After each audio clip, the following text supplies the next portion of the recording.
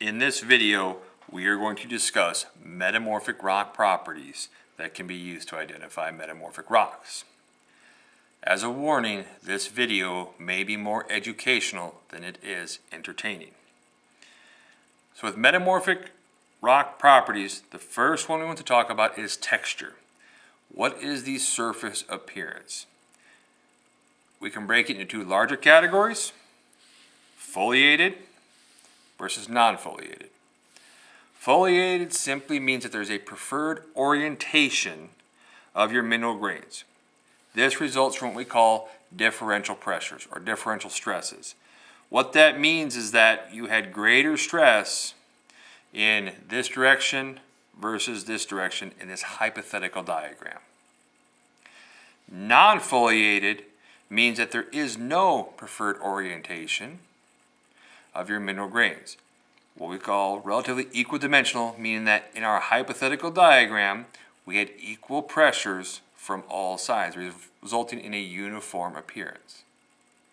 Now, let's take a look at some actual samples to help illustrate some of the subcategories within foliated and within non-foliated. So, if we want to start off this, slaty. Slaty refers to, again, a metamorphic rock where we can see preferred orientations coming through. The most common example of a slate that I know of is a chalkboard or a blackboard in a classroom or on roof tiles, as we can see here.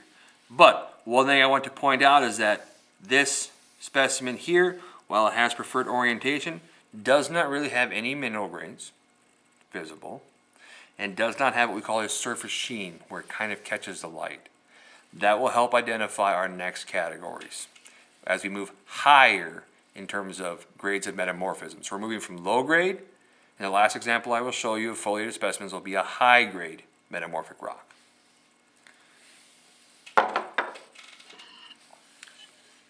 So looking at this specimen here, again, we can see that there is preferred orientation.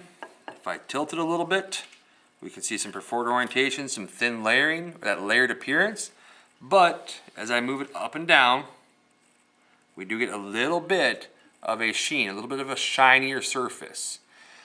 What that means is that there are minerals in here that their surface area is slightly larger than that slate specimen I showed you, meaning it will reflect the light easier, getting that surface sheen.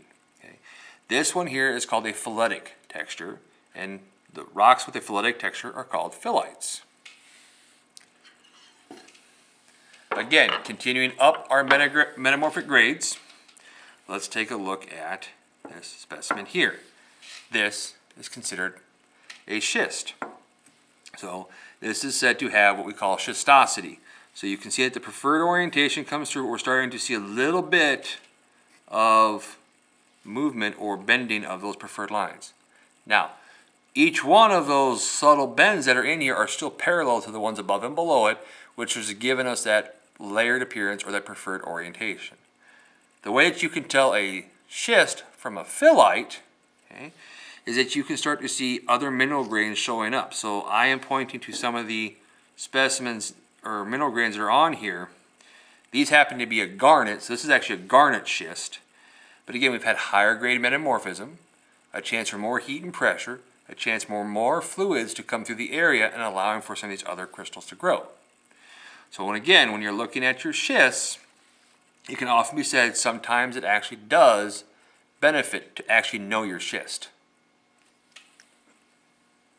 Now, moving on to our last specimen here in our foliated examples, okay, you can see that we have all of these patterns, and I'll focus on the dark ones now, okay, working through giving us our layered appearance. Again, these aren't layers, it's a layered appearance preferred orientation.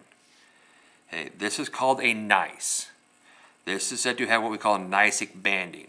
This is one of the highest grade metamorphic rocks you will see. These often come from things like granites, where you've got a lot of mineral grains, or diorites, where we've got mineral grains that we can stretch or give us that stretching appearance to give us this layered aspect. So again, this is a very high grade metamorphic rock with a texture that's got gneissic banding and is considered a gneiss. So a way to remember this one is that this is a relatively nice gneiss, and the gneissic banding is relatively nice, meaning this is a nice gneiss with nice gneissic banding. Now, on to our non-foliated specimens, or our equidimensional specimens. If we want to look at one like this is called a quartzite. It's essentially a metamorphic rock made predominantly from quartz grains. No matter where I put it, you can see it's got a very crystalline surface to it. All the grains in here are relatively equidimensional, so roughly the same size. We have no preferred orientation, meaning this rock formed from equidimensional pressures. If we want to look at another example of a non-foliated, here we have what we call a marble, coming from limestones, and we'll talk about that in a second. But again, you can see the individual grains, and I'll help circle a couple of them on here just to help illustrate some of them.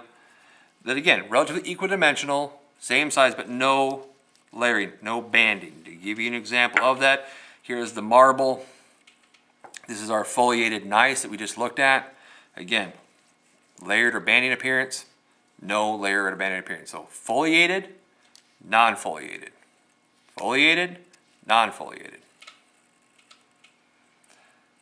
Now, one final note with our metamorphic rocks is that we need to consider what is the protolith, or the parent rock. What did this metamorphic rock come from? Now, there's a number of protoliths out there. All rocks can be a protolith. They can all be metamorphosed. But the point I want to make out here is that some of the same properties that are in the parent rock, which of course goes back to what minerals are in that parent rock, will still appear in our metamorphic rock. So the best example of this, again, is looking at the acid test from where we have any calcareous bearing minerals. So again, this acid here is not a high-end acid. It's very similar to what you could use at your house in terms of vinegar. But if I put a couple drops on there,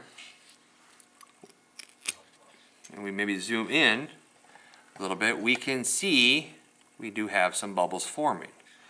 That is again because marbles will come from limestones, and limestones are made from calcite. If we go back to our mineral properties, calcite will react in an acid.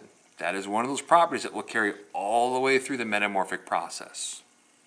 And that is our discussion on metamorphic rock properties.